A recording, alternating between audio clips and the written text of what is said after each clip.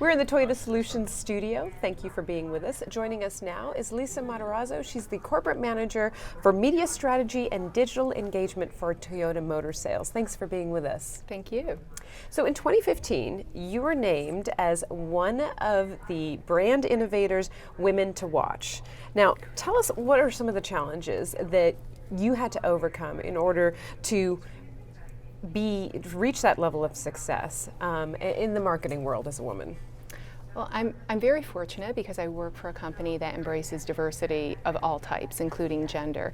So I think any challenges that I've faced have probably been no different than what others, both male and female, have faced. I will say that I think it's been traditionally a little bit more challenging for women, simply because there are fewer female executives in that C-suite level. So by default, there's fewer women for young folks to look up to as they're starting their careers. Has it been, I mean, you've overcome the challenges, obviously, but has it been a learning experience along the way?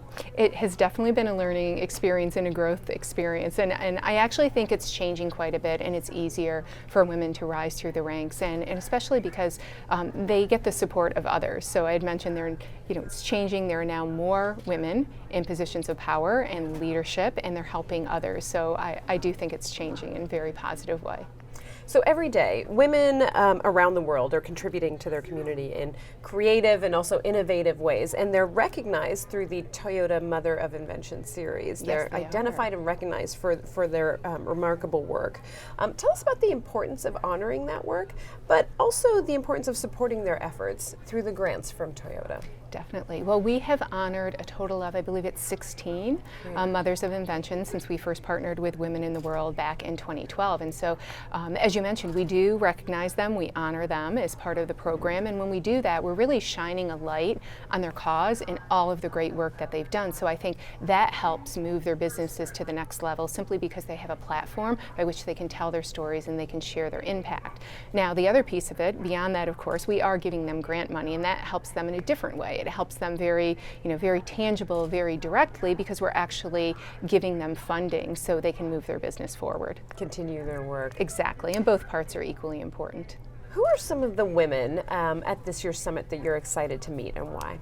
Wow. There's so many, right? With that one, that is tough. I mean, when I was just in there listening to fabulous speakers, wonderful moderators, the attendees. I mean, I would be thrilled and honored to meet any one of them. I really can't choose one. But I am looking forward to meeting the 2016 Mothers of Invention, so the class that we have.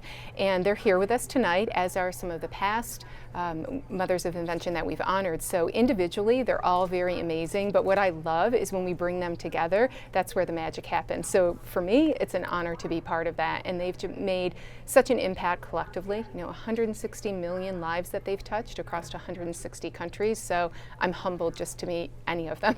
It's certainly impressive. It is. If you were talking to a group of young women who were thinking about pursuing a career in your field, in marketing and business, what are the 3 things that you would tell them? The 3 things that I would tell them. Interesting. Well, I can speak from my own experience and kind of things that I've learned along the way. And first is to have a plan, but don't be afraid to deviate from the plan. I think many successful people that you may meet, you find they're not where they thought they would be initially in their career, but they've taken a slightly different path and are amazingly successful. And it's because they've changed and evolved along the way. But if you have that North Star, if you have something to focus on, it keeps you motivated. It keeps you always moving forward. I think the second thing is to keep your priorities in check.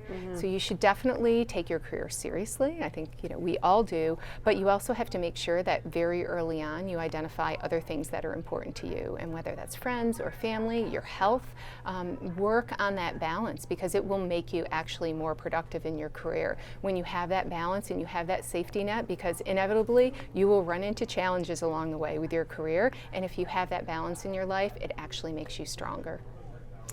I think the third thing I would say, yes, you're not going to let me forget the third. The third.